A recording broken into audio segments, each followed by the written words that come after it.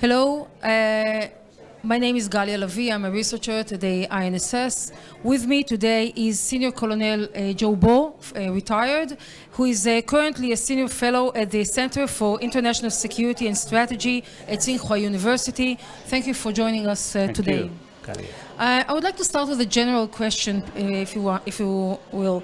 What, in your opinion, are China's main internal and external challenges in the coming 5 to 10 years? Yes, that's a good question. I think this kind of question are really interconnected, be it internal or being external. I think that China is right now on the good path. We actually have a roadmap of how China should become developed, and so how we actually how we should in 2035 become a modernized society and to become complete strong country by mid-century. And externally speaking, we have to make sure that the environment is good for this kind of a grand goal. But our environment, in spite of our strengths, is not necessarily rosy in that we have, first of all, competition from the United States who takes us as the top of a strategic competitor. And so I don't believe I'm exaggerating to say that the United States is trying to align itself with the allies to compete with us in the Indo-Pacific. This is not a secret. This is what they said. And but still we're confident because I believe Chinese economy will continue to grow, although at probably a slower rate. But COVID now is over, so I believe the central government will become again focused on economic development, and our military is still growing. But that, however, does not suggest that we are expansionist, because our defense budget for decades remain below 2%. Thank you. And you mentioned the 2025 and the mid-century goals. And China has stated very ambitious goals for the coming years. On the other hand, the US has imposed sanctions, especially on the chips sector, and which might jeopardize reaching these goals. How can China deal with this kind of situation? I think, the efforts in the slowing down Chinese growth might work to some extent. But the thing is, China is recognized by United Nations as the largest industrial nation on earth. So that means basically we can produce all types of industrial products. So we are actually not so weak in this field. There are only a few areas identified to be our weak points, such as chips, semiconductors, aircraft engine. But these are all the things that I can think of. But at the same time, the Chinese government, knowing all these weak points, are just having huge investment. So these things could improve, but to what extent, I don't know, because we can also produce engines, we can also produce semiconductors and chips, but not those most advanced ones. So there is a difference. It does not mean that we could not produce these things at all. So I believe with our own efforts and with this kind of international exchanges that cannot be stopped by the efforts of the United States themselves, I believe we're still hopeful of achieving our goals eventually. And still on the China-US relations, in recent years, the strategic competition or rivalry between the two powers has intensified. And after the balloon incident, the dialogues again became fractured. So how do you see Sino-US dialogue for the next future? And how important is it to China to engage in more sustainable dialogue with the US? That is a big challenge for us. I think it would be right for me to say that neither China nor the United States wants to have a conflict. The United States consider the balloon flying over U.S. airspace was a Chinese spy balloon. I disagree. because just to give you an example, they shoot it down without giving evidence to prove that it is actually a spy balloon. And then they also shut down a few other things, which eventually they say were not Chinese. So the first one, we say it is Chinese. So if the next few ones were not Chinese, that means actually this kind of a balloon, flight was a kind of international phenomenon. If we want to have a serious discussion of all this, we should really have a good, genuine discussions without pointing fingers at each other.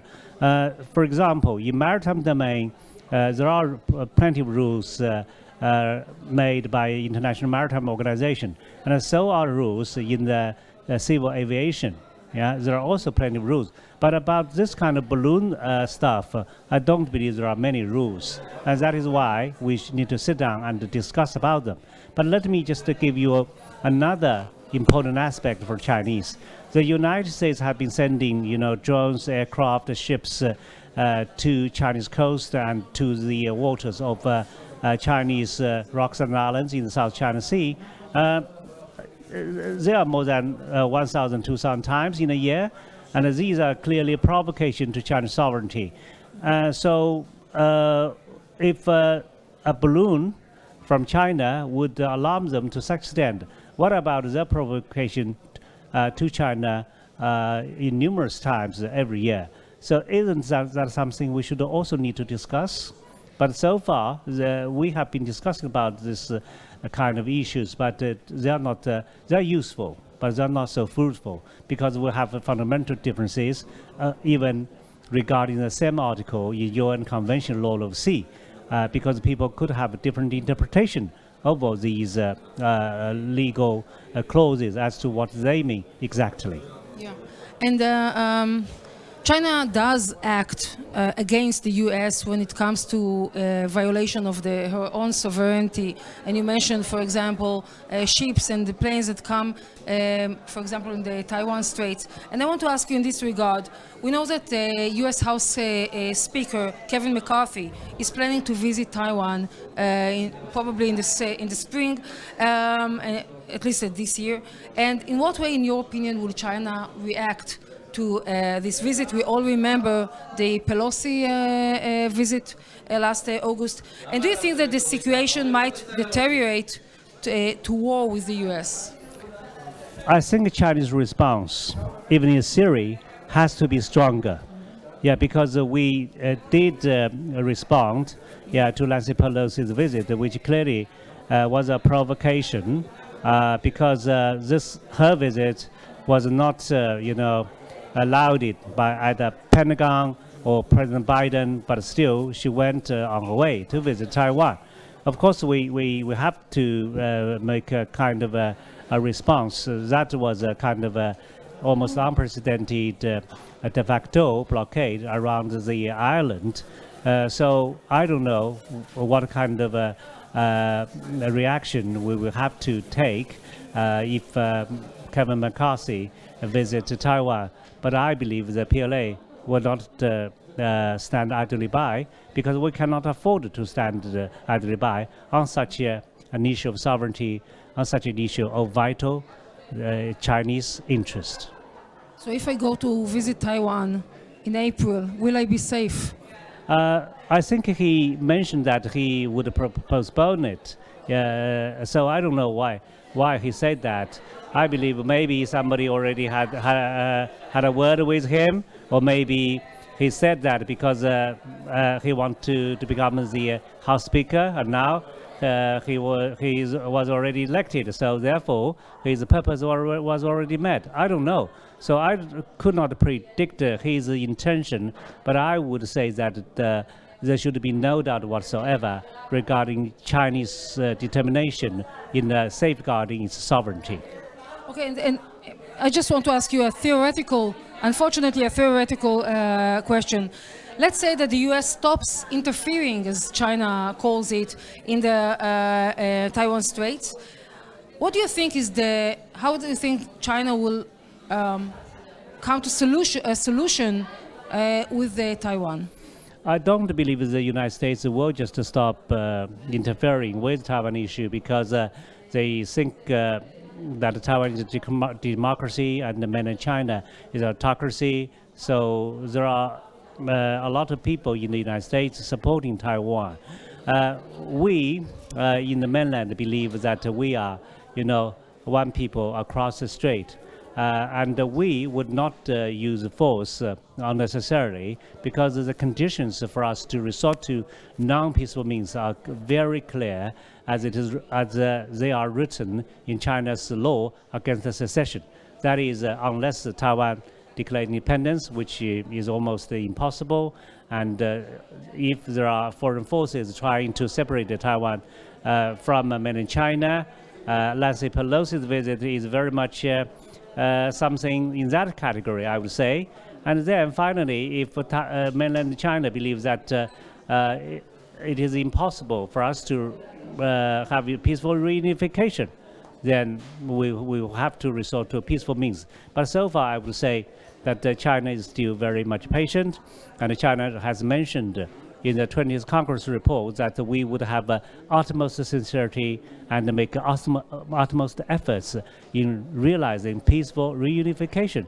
Let's hope that can be achieved. And for that to happen, the most important thing is for people, including the United States, to let mainland China believe that there is still peace, to be maintained in the Taiwan Strait. That is important. So you think the Taiwanese want peace with China and they can achieve peace with China and without submitting themselves as a part of it? I think Taiwanese people definitely do not want to have a war. So we are right now still patient. We do not want to have a war either. So, but we actually have offered a number of conditions. These conditions, I think, would be even more generous than the conditions we have laid for Hong Kong people. So it's up to them to decide how, in their own best interest, they can, meet these conditions. I think the mainland actually is very much flexible. So long as you agree that we are people, of China, and we are one people across the strait. So everything can be discussed. We are not in a hurry, and we have never declared a timetable. But the precondition is Taiwan is part of China. Okay, so let's talk about the South China Sea, not far away from there. China has disputes with several countries in the area that also claim sovereignty over some islands. China also took control and established bases on some disputed islands, creating facts on the ground. How can these disputes be solved when China acts like that? And what is your estimate for the future of this situation? Yes, when it comes to the South China Sea issue, I must point out that it is not an issue between China and some other claimants of the South China Sea. In fact, among ASEAN countries, they have so many territorial and maritime disputes among themselves. So they could even have a maritime boundary, disputes between themselves. For example, between Vietnam, between Malaysia, and with the only exception of Brunei, which has reached a kind of agreement with Malaysia. Basically, all these countries have a kind of maritime disputes with one another. So it's not just China versus others. And then between China and these ASEAN countries, anyway, we have tentatively agreed, to resolve this issue through not to resolve this issue, but not to make this issue more intensified through reaching a kind of code of conduct. Previously, we have this kind of declaration of our code of conduct, but right now we're talking about a more detailed code of conduct. This one is being discussed, but there are differences which has prohibited us from reaching the agreement so far. It's not only between China and some other countries. Some other countries like Vietnam, Malaysia, Indonesia, they could have their own problems as to how this COC would look like. But anyway, About South China Sea issue, what I want to say is China militarily is much stronger, even than all these 10 countries combined. But China has never threatened to use force to take back these islands. Yeah, and we do not have timetable. We believe these islands and rocks are ours, but we have never, ever threatened to use force. And this is the expression of China's goodwill. Okay, so we cannot conduct this interview without speaking about the Russia-Ukraine war. So we recently heard that President Xi Jinping put down a new peace initiative to end this terrible war. Yet he has not yet spoken with President Zelensky since the war broke out. And he still calls this war as a special military operation, like the Russian narrative. And China-Russia relations seem much closer than China-Ukraine's. So how do you see China's position in this war, towards this war? China's relationship with Russia is very much criticized in the West. But first of all, because it's a bilateral relationship, you need to examine this relationship first in bilateral context. The fact is, China and Russia are the largest neighbor toward each other. Therefore, even out of peaceful coexistence, China needs to develop its good relationship with Russia and vice versa. The problem comes when this relationship is examined in a broader multilateral context, particularly because of the war launched by Russia against Ukraine. Then things become more complicated. But I think China has made it quite clear that we must respect the sovereignty. In this way, of course, the sovereignty of Ukraine is actually infringed upon. I think China is not that explicit because we are good neighbors, but this kind of expression could not be misunderstood. So this should be already understood by the international community. Yeah. Last question, please, if you wish. China sees the present international order as unequal and dominated by the United States, by the West, and the United States on top of it. How does China see great power relations in a perfect international order?